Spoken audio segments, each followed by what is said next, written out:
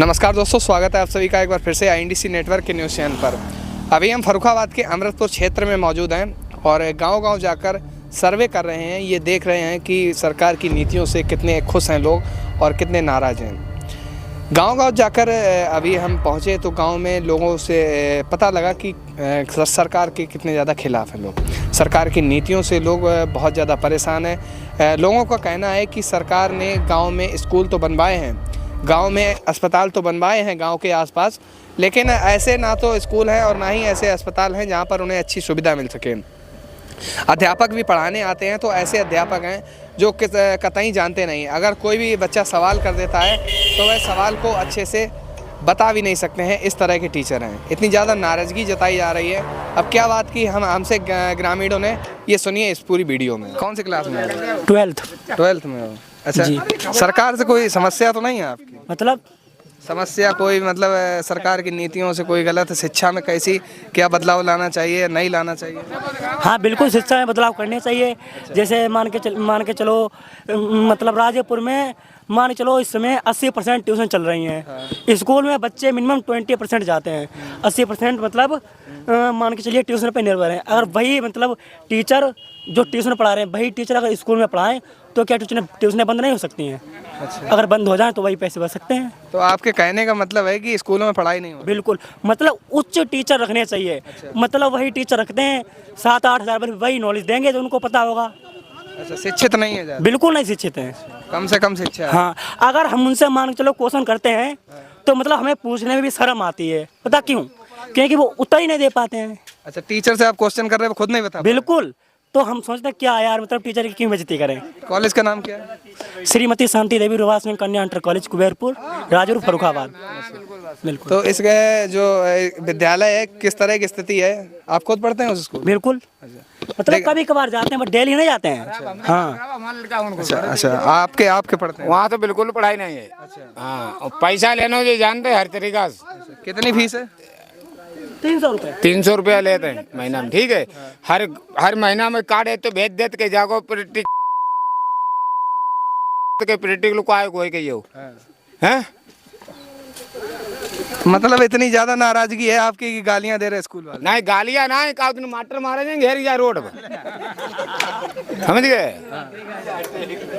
गाँव दिन जा रोड पे मास्टर मारे नहीं, एकदम उन्हें 3 महीना रोड यहाँ ना चलाओ तो राजापुर में आओ तो तैसो ये हाल करी लड़कियां संग जे कर रहे ना। तीसरे महीना से कार्ड भेज दे, जो प्रैक्टिकल है 700 रुपया दे दो, जैसे कहा के 700 रुपया नहीं, जब हम आपको 300 रुपया महीना दे रहे हैं उसके बाद जब हम प्रवेश पत्र लेने जाएं उसके बाद हमें जितना पैसा बता उसको भरी हम।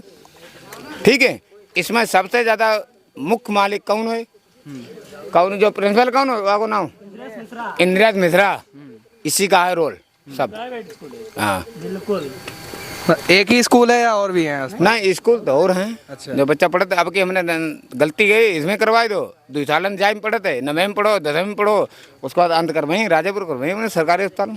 मतलब ये जो स्कूल है ये बच्चों का भविष्य बर्बाद कर रहे हैं? बर्बाद कर रहे हैं बिल्कुल। अच्छा, रुपए खूब खाई चले हैं? रुपया खूब ले रहे भाई साहब। अब देखिए माहौल किसका क्या रहेगा ये तो अलग बात है जी। जो सरकार चल रही है, अभी तो चुनाव आने में वक्त है जी। सरकार जो चल रही है बेशक अच्छा काम कर रही है, लेकिन 2 चीज़ों पे अभी काम नहीं चल रहा है कायदे का। किस चीज़ का? मुख्य चीज़ प्राथमिक शिक्षा। प्राथमिक शिक्षा का स्तर जो इतना गिरा हुआ है जी। और ख़ासकर ग्रामीण अंचलों में, शहर में तो चलो कॉन्वेंट वगैरह अच्छे होते हैं, ग्रामीण अंचलों में शिक्षा व्यवस्था नाम की कोई चीज़ नहीं है, प्राथमिक शिक्षा नाम की कोई चीज़ नहीं है। सिर्फ बच्चों को घेर के बिठा के उनको खाना खिला दो, बिठा ले रहो, घर भेज दो, ये बस्ता कापी देने से काम नहीं चलेगा। कॉन्वेंट स्कूल का टीचर जो है 10 से 12 हज़ार रुपये में पढ़ाता है जी। और प्राथमिक शिक्षक जो सरकारी शिक्षक हैं 80 हज़ार 60 हज़ार रुपये लेते हैं और 12 हज़ार के मुकाबले वो पढ़ाई नहीं पढ़ा पाते। आखिर इसके पीछे कारण क्या है? सरकार की कमजोरी है या सरकार दबाव में है टीचरों के? क्या वजह है? दूसरी चीज़ स्वास्थ्य व्यवस्था। अच्छा। स्वास्थ्य व्यवस्था को लेकर सिर्फ खिलवाड़ हो रहा है जनता के साथ में कि सरकारी स्वास्थ्य व्यवस्थाएं हैं, ऐसा कुछ नहीं है। मतलब सरकारी आप जाएं अभी सरकारी अस्पताल में तो आपका खांसी का सिरप तक नहीं मिलेगा। अच्छा। क्या है व्यवस्था? शिक्षा और स्वास्थ्य जब तक ये नहीं सुधारेंगे तब तक आम जनता के लिए भला नहीं होने वाला है। सरकार अपनी कितनी अच्छी चलाए अलग बात है, सरकार चलाना अलग बात है, लेकिन मूलभूत सुविधाएं जो हैं शिक्षा से ही स्तर उठता है आदमी। शिक्षा और स्वास्थ्य की व्यवस्थाएं जब तक नहीं होंगी तब तक उठने कोई सवाल नहीं। आदमी जी रहा है कीड़े मकोड़े की तरह, क्या है। अच्छा, तो कोई अस्पताल वगैरह है आपके यहाँ? अस्पताल हैं, अस्पतालों से क्या होता है, बिल्डिंगें बनी है, प्राथमिक स्कूलों की अच्छी बिल्डिंगें बनी, टाइल्स लगे हुए हैं। क्या टाइल्स थोड़े आदमी का जीवन स्तर ऊंचा कर देंगे? मतलब शिक्षक आते हैं वो उस तरह से उचित शिक्षा नहीं दे पा रहे हैं जिस तरह की चाहिए। चाहे कॉन्वेंट स्कूल का बच्चा ले लो, आप प्राइवेट स्कूल चल रहे हैं तमाम अमृतपुर में, एक बच्चा वहाँ के ले लो, यहाँ के 10 बच्चे ले लो, एक बच्चे के बराबर 10 बच्चे नहीं है। आखिर इतनी तनख्वाह दी जा रही है टीचरों को तो बिल्कुल भर्ती करना बंद कर दिया जाए, सब संविदा कर दिए जाए, तभी शिक्षा व्यवस्था सुधरेगी। 80,000 रुपये जिसे मिल रहा है, सरकारी ठप्पा लगा हुआ, वो जानते हैं मेरा अकाउंट क्या बिगाड़ लेगा। आप ही देखिए ना, आप तो माइक लिए घूम रहे हो, कैमरा लिए घूम रहे हो, क्या व्यवस्था है शिक्षा की? प्राथमिक स्कूलों की शिक्षा की व्यवस्था क्या है? तो इसीलिए तो हम यहाँ पर आए हैं कि आपसे राय जानने के लिए कि इस क्षेत्र में किस तरह की। अरे ये बताइए, कौन सा जनप्रतिनिधि नहीं जानता है कि हमारे स्कूलों क्या हाल है, हमारे अस्पतालों क्या हाल है? अभी हमने सुना है, अखबारों में भी पढ़ा है, एक पूर्व सांसद के बेटे का निधन हो गया, सरकारी अस्पताल में उसे भर्ती नहीं मिली, एंट्री नहीं मिली उसे, और उनके लड़के ने मतलब जीवन खत्म हो गया उसका। क्या मतलब है? अभी आप चले जाइए अस्पताल में, पर्चा बनाएंगे, वही लाल पीली गोली पकड़ा देंगे, बाकी पूछो खांसी की सिरप है, नहीं है भैया, है ही नहीं। कहाँ जाता है, क्या होता है, कोई जानता है?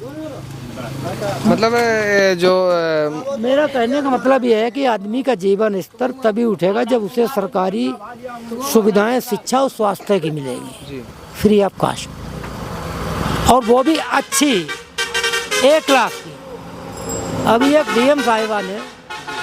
डीएम साहिबा, उनका नाम तो अभी ध्यान नहीं है, जिन्होंने अपने बच्चे का एडमिशन आंगनबाड़ी केंद्र पे करवाया है। क्या अधिकारियों के बच्चे नहीं पढ़ सकते प्राथमिक स्कूलों, सरकारी स्कूलों में? क्यों नहीं भर्ती कराते? क्यों कॉन्वेंट में पढ़ाते हैं? ये ढकोसला बनाए घूम रहे हैं कि जीवन स्तर उठा रहे क्या, कैसे उठा रहे हैं? मतलब शिक्षा व्यवस्था बिल्कुल तहस नहस है यहाँ। चौपट, सरकारी शिक्षा व्यवस्था एकदम चौपट है। और जो अस्पताल वगैरह हैं वो भी पूरी तरह से, अस्पतालों में सुविधा नाम की कोई चीज़ नहीं। अभी हम गए थे मामले में, बर्न वार्ड में, लोहिया में, मच्छरदानियाँ फटी हुई हैं, उसमें चादर नाम की कोई चीज़ नहीं है वहाँ पे। क्या है ये व्यवस्था? आते हैं कमिश्नर साहब है, उन्होंने इंस्पेक्शन किया लोहिया का, अपना आराम से, आज उन्होंने छापा मारा, छापा मारने से होता क्या, लेते पैसे चले जाते हैं। मतलब आपस में मिली भगत चलती रहती है। और क्या है ये? ऊपर से नीचे तक मिली भगत नहीं है तो कर्मचारी की हिम्मत है जो काम ना करे। एक लेखपाल के पास जाओ, कोई तुम्हारी समस्या हो, जब तक 500 का नोट उसे नहीं दोगे तब तक वो तुम्हारी बात नहीं सुनेगा। भ्रष्टाचार खत्म हो रहा है। चलिए, सरकार चलाते अच्छी बात है, बढ़िया चलाएं।